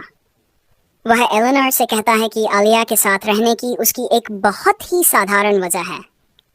एलेनर पूछती है कि वह क्या है। वह कहता है कि भले ही वह पूरे समय अलिया के साथ ट्रेनिंग कर रहा था, लेकिन असल में वह उसे देखना चाहता था। यह सुनकर एलेनर का दिल एक बार धड़कना भूल जाता है, और वह खुद से पूछता है कि वह कर क्या रहा है, क्योंकि यह तो किसी भी हाल में काम नहीं करेगा। लेकिन एलेनर मुस्कुराने लगती है और कहती है कि इसका मतलब है कि उसने पूरे समय उसे याद किया है। वह उसे बताता है कि यह सही है। वह पूछती है क्यों। वह थोड़ा सा बैग नीचे गिराने लगता है, अभी भी सोच रहा है कि वह यह सब क्यों कर रहा है, और वह कहती है कि उसे समझ आ गया क्योंकि उसने ट्रेन में उसकी जान बचाई थी, और उसे बस प्रायोरिटी लिस्टिंग को याद रखना चाहिए। उसे बिल्कुल समझ नहीं आता कि वह किस बारे में बात कर रही है। फिर वह उसे एक लेटर पकड़ाती है, ये कहते हुए कि वह यही देने के लिए यहाँ आई थी। वह सोचता है कि ये लव लेटर है या कोई चैलेंज, क्योंकि ओरिजिनल स्टोरी में ऐसा कुछ नहीं हुआ था। लेकिन वह उसे बताती है कि वह ये लेटर कल देने वाली थी और उसे ये तब खोलना चाहिए जब वह पूरी तरह अकेला हो। जब वह चली जाती है तो वह लेटर की ओर देखता है और कहता है ठीक है। बाद में उस दिन वह सोचता है कि उसे ये खोलना ही नहीं चाहिए था। अब वह चाहती है कि वह उसका पार्टनर बने फ्रेशमैन वेलकम पार्टी में, और वह ये पूरी तरह से भूल गया था। उसका पार्टनर बनना कोई बड़ी समस्या नहीं है, उसे बस सेरेमनी के दौरान अपना समय उसके साथ बिताना होगा। असली दिक्कत इनकार करने की पेनल्टी है। अगर वह रिजेक्ट करता है तो न केवल उसकी अफेक्शन लेवल कम हो जाएगी, बल्कि ये दूसरे व्यक्ति को उसके प्रति शत्रुतापूर्ण भी बना सकता है। फिर दरवाजे पर दस्तक होती है और वह सोचता है कि जरूर वह होगी। आलिया कहती है कि वह काफी जल्दी समझ गया। फिर वह उसे एक लेटर पकड़ाती है। वह हैरान होकर पूछता है कि क्या उसे सच में एक और लेटर मिल रहा है। वह पूछती है कि उसका क्या मतलब है और क्या पहले से ही किसी और ने उसे कोई लेटर दिया है। वह सोचता है कि यह वैसा ही इनविटेशन नहीं हो सकता, इसलिए वह कहता है कोई बात नहीं। फिर आलिया मुस्कुराने लगती है और कहती है कि उसने मॉक बैटल के दौरान अपना मन बना लिया था और अब उसे भागना पड़ेगा, क्योंकि एलेनोर के बनाए अजीब नियमों की वजह से उसे ज़्यादा देर रुकने की अनुमति नहीं है। वह दूसरी मंजिल से कूद जाती है, उसे तेजी से लेटर पढ़ने के लिए कहती है और हम बस उसकी ज़मीन पर गिरने की आवाज़ सुनते हैं। वह अपना माथा पकड़ लेता है और सोचता है कि इस दुनिया में इतने अजीब लोग क्यों हैं। वह कहता है कि ये ज़रूर एक और पार्टनर रिक्वेस्ट होगी, लेकिन शायद ये उसके लिए कोई चैलेंज भी हो सकता है। जब वह इसे खोलता है तो उसे एहसास होता है कि शुरुआत में ही वह सही था। यह एक पार्टनर रिक्वेस्ट है। अब उसे फाइनल बॉस और मेन कैरेक्टर में से किसी एक को चुनना होगा कि वह किसके साथ इस पार्टी में जाएगा। यह सब ओरिजिनल स्टोरी में कभी नहीं हुआ था और वह सोचता है कि यह आसान चुनाव क्यों नहीं हो सकता था। अगर वह एलेनोर को चुनता है तो उसे विलन समझा जाएगा, और अगर वह आलिया को चुनता है तो उसे फाइनल बॉस की दुश्मनी मिलेगी, और अगर वह दोनों को मना कर देता है तो हो सकता है कि वे दोनों मिलकर उसे मारने का फैसला कर लें। उसे बिल्कुल नहीं पता कि क्या करना चाहिए, और यह सब इसलिए हुआ क्योंकि दोनों अभी इंटरेस्टेड स्टेज पर हैं, और यही असली समस्या है। वह सोचता है कि शायद दोनों को स्वीकार करना ही बेहतर विकल्प है। अगले दिन फ्रेशमैन पार्टी में कोई सभी क्लास के लोगों को एस्कॉर्ट करना शुरू कर देता है और हर कोई लॉबी में इकट्ठा होकर ग्रुप्स बना रहा है। हम आलिया को उसके बाल पीछे बंधे हुए देखते हैं और वह कहती है कि यहाँ बहुत सारे लोग हैं, ये तो पूरी तरह से पिग्स पेन जैसा लग रहा है। फिर वह डॉड की तरफ देखती है और उसे साथ आने के लिए धन्यवाद कहती है, लेकिन ब्रो पूरी तरह फंसा हुआ लगता है क्योंकि वे दोनों साथ में चलते रहते हैं। पता चलता है कि उसने अपने पॉइंट्स का इस्तेमाल करके एक स्किल खरीदी जिसका नाम क्लोन वॉकर है, और वह कहता है कि उसने इसमें अपने सारे पॉइंट्स खर्च कर दिए। भले ही ये बस उसकी जगह लेने के लिए होगा, लेकिन शायद ये काम कर जाए। एक सरप्राइज इवेंट में जाना पड़ता है जिसका नाम डबल डेट है, क्योंकि उसने दोनों को साथ ले जाने का फैसला किया है।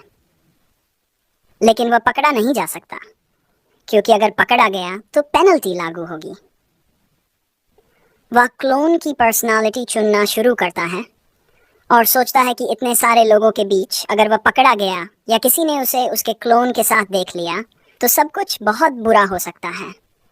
इसलिए वह इसे एक कूल पर्सनालिटी देता है ताकि वह ज़्यादा ध्यान न खींचे। फिर अचानक उसे एक बहुत डरावनी आवाज़ सुनाई देती है जिससे वह चौंक जाता है। ये किसी तरह का भेड़िए जैसा प्राणी है जो अपनी केज में गरज रहा है जब वे उसे कहीं ट्रांसपोर्ट कर रहे होते हैं। नौदे कहता है कि यह बस एक मॉन्स्टर था और वह उस प्लान को देखता है जिसमें उस पर एक्सपेरिमेंट करने की बात है। फिर याग जाएगा और यहीं से मेन इवेंट शुरू होगा। उसे बस सरवाइव करना है, और चूंकि एलेनोर और आलिया दोनों उसके साथ हैं तो ये ज़्यादा मुश्किल नहीं होना चाहिए। फिर वह एक ट्रेट खरीदता है जिसका नाम फेरोमोन है। ये उनके चारों ओर फैलना शुरू कर देता है और वह सोचता है कि कहीं ये बहुत बुरा आइडिया तो नहीं था। तभी एलेनोर अचानक उसे जंप स्केयर देती है और कहती है तो तुम यहाँ हो। फिर वह सूंघते हुए पूछती है कि ये गंध क्या है और क्या उसने कुछ स्प्रे किया है।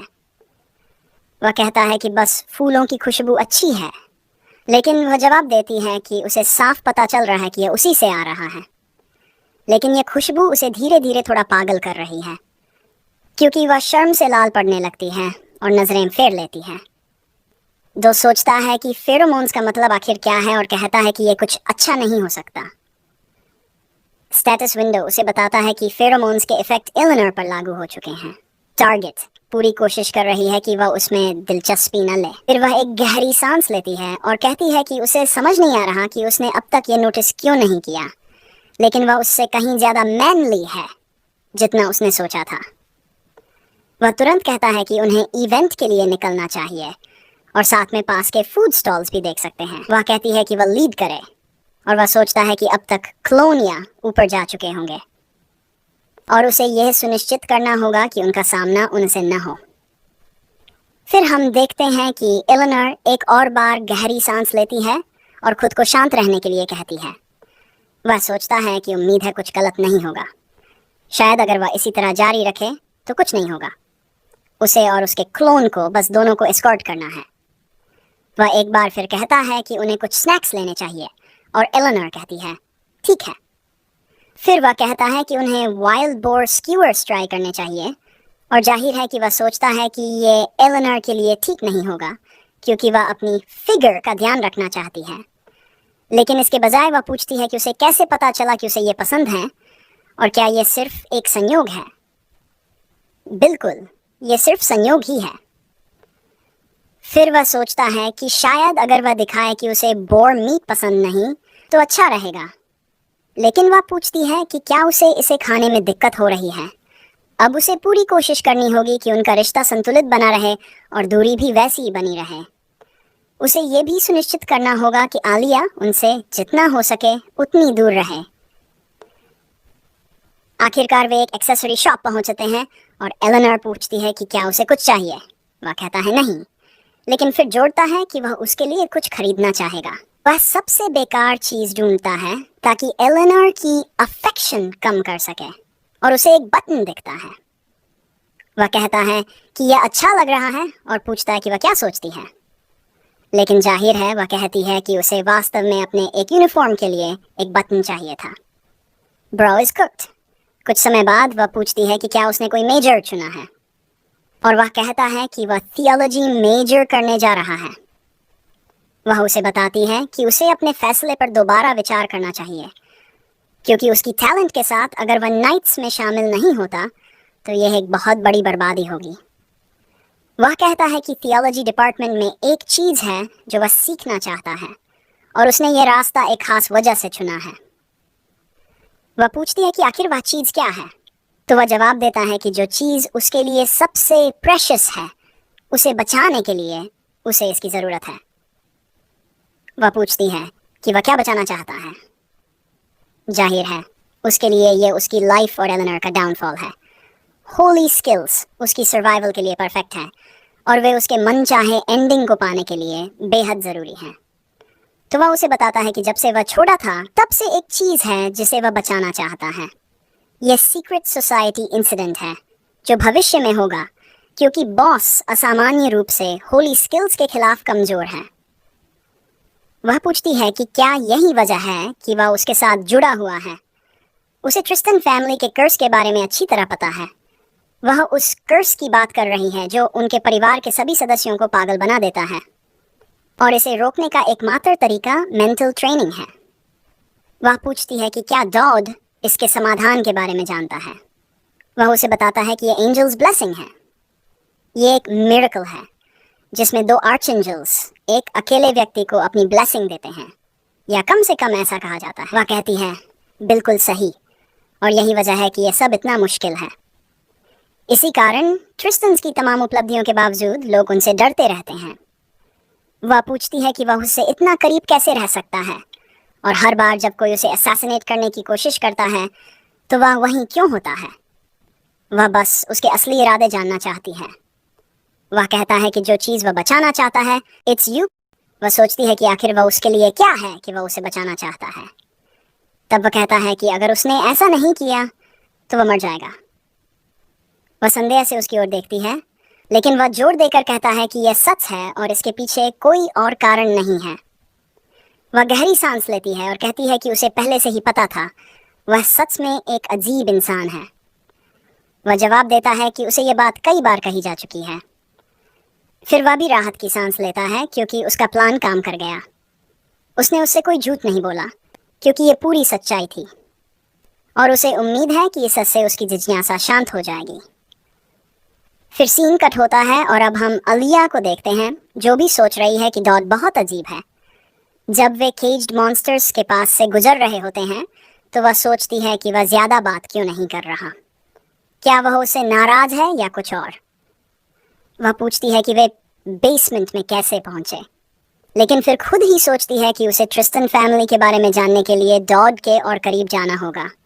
लेकिन वह समझ नहीं पा रही कि उसके जैसे मैन से कैसे निपटा जाए। असल में उसे पुरुषों के साथ व्यवहार करना ही नहीं आता और यह उसे पागल कर रहा है। वह सोचती है कि आखिर वे लोग हैं कहाँ, क्योंकि यहाँ चारों तरफ जिंदा मॉन्स्टर्स हैं। उन्हें केजेस में देखकर लगता है कि इनका इस्तेमाल एकेडमी एक्सपेरिमेंट्स के लिए किया जाता है। लेकिन ये प्रोफेसर्स कितने गैर जिम्मेदार हैं। वे इन सारे मॉन्स्टर्स को यहाँ इस हालत में कैसे छोड़ सकते हैं? वह एक खास मॉन्स्टर को नोटिस करती है और कहती है कि यहाँ तो कुछ बड़े मॉन्स्टर्स भी हैं। लेकिन फिर वह एक और अजीब चीज़ देखती है, ये ठीक से टाइड डाउन भी नहीं है। फिर एक बीप सुनाई देता है जो एक मॉन्स्टर के केज के पीछे से आ रहा है। इससे पहले कि वह प्रतिक्रिया दे सके, एक ज़बरदस्त एक्सप्लोजन होता है, लेकिन डाउड का क्लोन उसे ज़मीन पर गिराकर बचा लेता है। ये पूरा इवेंट हिला देता है, यहाँ तक कि असली डाउड के हाथ से भी उसका ग्लास गिर जाता है। स्टूडेंट्स में अफरा तफरी मच जाती है। एली घबराते हुए डाउड से पूछती है कि उसने ऐसा क्यों किया। तभी हम देखते हैं कि उसकी पीठ बुरी तरह जख्मी हो चुकी है। वह कहता है कि यह उसका जॉब है और फिर वह उसके ऊपर गिर जाता है। वह चिंतित होकर पूछती है कि वह क्या कहने की कोशिश कर रहा है और उसका नाम पुकारती है।